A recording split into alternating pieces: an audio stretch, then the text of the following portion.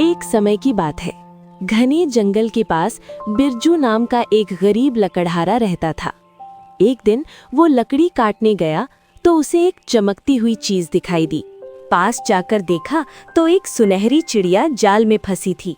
कृपया मुझे छोड़ दो, मैं तुम्हें इनाम दूंगी। तुम बोलती हो? हाँ, मैं कोई साधारण चिड़िया नहीं हूँ, मुझे छोड़ दो। ठीक है, छोड़ देता हूँ। बिरजू ने चिड़िया को आजाद किया। चिड़िया ने एक सुनहरा पंख दिया।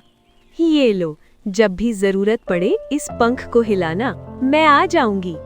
लेकिन याद रखना, केवल 3 बार बुला सकते हो। बिरजू घर लौटा और सब कुछ माया को बताया। ये तो चमत्कार है, पहले इसे आजमाते हैं। सुनहरी चिड़िया हो। और तभी सुनहरी चिड़िया आ गई। क्या चाहिए बिरजू तुमको, बोलो। हम बहुत गरीब हैं, हमको कुछ धन दो। ठीक है, कल सुबह तुम्हारे आंगन में सोने के सिक्के मिलेंगे, लेकिन याद रखो, लालच न करना। अगली सुबह आंगन में सोने के सिक्के थे। बिरजू और माया खुश हो गए। अरे वाह, अब हम तो बहुत अमीर हो गए। हाँ, लेकिन चिड़िया ने लालच ना करने को कहा था। तुम भी क्या बिरजू, एक और बार बुलाते हैं, अब की बार ज्यादा सोना मांगते हैं। नहीं माया, ज्यादा लालच ठीक नहीं है। तुम तो डरपोक हो, मैं खुद बुलाती हूँ। माया ने पंख हिलाया और फिर से चिड़िया आई। बिरजू, दूसरी बार बुलाया, क्या चाहिए तुमको?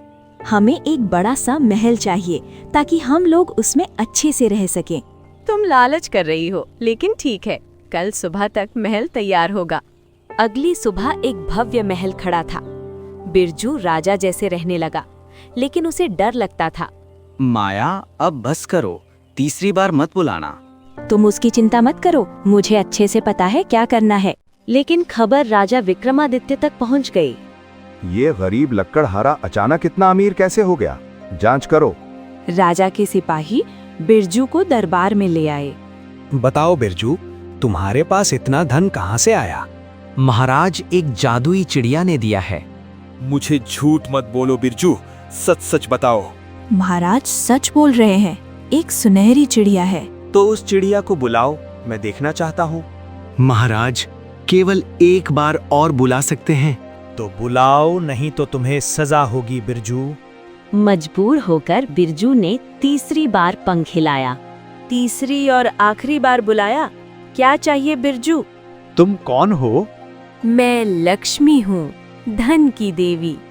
तुम लोगों ने मेरी परीक्षा ली थी, मैंने तुम्हें 3 वचन दिए थे। मुझे माफ करे देही। बिरजू, तुमने पहले वचन में धन मांगा, ठीक था। दूसरे में महल मांगा, लालच था। अब तीसरा वचन क्या मांगोगे? देवी, मैं कुछ नहीं मांगता, केवल इतना चाहता हूँ कि मेरी गलती माफ हो जाए। तुमने सही चुना। अगर तीसरा वचन भी लालच के लिए इस्तेमाल करते तो सब कुछ खो देते। देवी, मैंने भी गलती की है। राजन, तुम्हारा राजपाट सुरक्षित रहेगा, लेकिन याद रखो, धन परीक्षा है। चिड़िया इतना बोल करके गायब हो गए। बिरजू, मैं तुमसे माफी मांगता हूँ, तुम मेरे मंत्री बनोगे? बिरजू राजा का मंत्री बना, लेकिन महल में नहीं रहा, अपनी पुरानी झोपड़ी में रहा। तुम मंत्री होकर भी यहाँ रहते हो? क्योंकि यहाँ खुशी है माया, और महल में लालच है। और बिरजू आखिरी दम तक राजा का विश्वास पात्र मंत्री रहा। उसकी कहानी आज भी सुनाई जाती है। 3 वचनों की कहानी, जरूरत, लालच और त्याग।